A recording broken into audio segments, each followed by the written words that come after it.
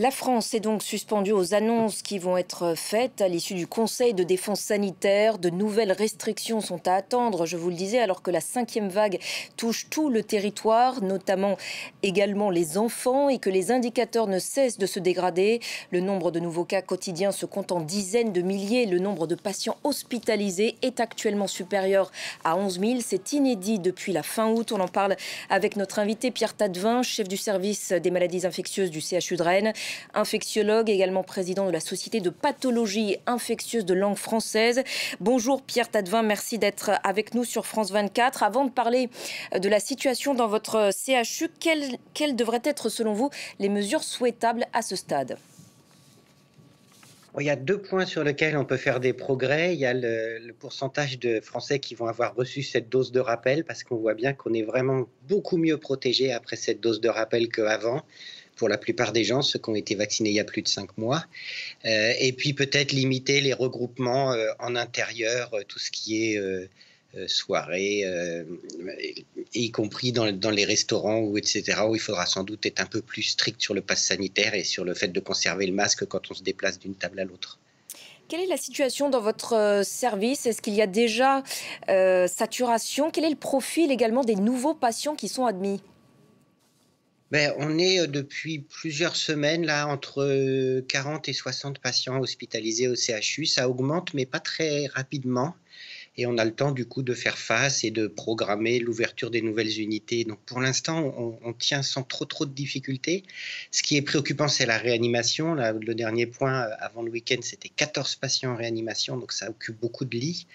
Et sur les 14, il y en a 12 qui n'étaient pas vaccinés du tout. Vous craignez une nouvelle vague après les fêtes de fin d'année?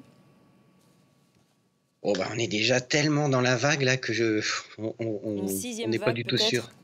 Il faudrait déjà descendre de celle-là pour pouvoir anticiper de ce que pourrait être la suivante. Moi, je crains que ça dure longtemps, en fait, puisque on a vu que l'année dernière, pendant quasiment tout l'hiver, les hôpitaux ont été occupés par le Covid. Et si on veut diminuer cette période et diminuer la hauteur de la vague, il faut vraiment qu'on fasse les efforts dont on a parlé. Quel est votre regard sur ce variant Omicron qui suscite énormément d'inquiétudes, notamment quant à sa résistance potentielle au vaccin? Bah, effectivement, il est possible qu'il soit moins bien couvert par la protection vaccinale, parce que le vaccin n'a pas du tout été fabriqué en visant ce variant-là. Il est aussi très probable qu'il soit plus contagieux, puisqu'en Afrique du Sud, il a remplacé le Delta. Par contre, pour l'instant, les informations qu'on a sont plutôt rassurantes sur sa virulence. Peut-être qu'il rend les gens moins malades et que finalement, pour le débordement des hôpitaux, ou pour le risque de se retrouver en réanimation, il est peut-être plus light que les variants précédents. Alors qu'on est en pleine cinquième vague, comment, selon vous, lutter contre ce sentiment de lassitude perceptible au sein de la population, également contre le relâchement des gestes barrières? Bah, le relâchement des gestes barrières, je pense que ça a été un problème, mais qui était assez compréhensible. Le virus circulait presque plus, donc les gens faisaient moins attention. Comme ça fait plusieurs semaines qu'on en reparle beaucoup, j'ai l'impression, alors c'est pas très mesurable, mais j'ai l'impression que de nouveau les gens font beaucoup plus attention. Et pour ce qui est de la lassitude, bah, je pense que on l'a tous, la lassitude. Il faut surtout se dire que ça pourrait être pire. Alors je sais pas si ça va rassurer beaucoup les gens, mais si on n'était pas bien vacciné, vu de la hauteur de la vague actuelle, on serait probablement de nouveau confinés, les écoles fermées, les restaurants fermés, etc. Donc on évite le pire en essayant d'être le mieux possible sur la couverture vaccinale et sur les gestes barrières. Merci beaucoup Pierre Tadevin pour votre éclairage aujourd'hui sur notre antenne.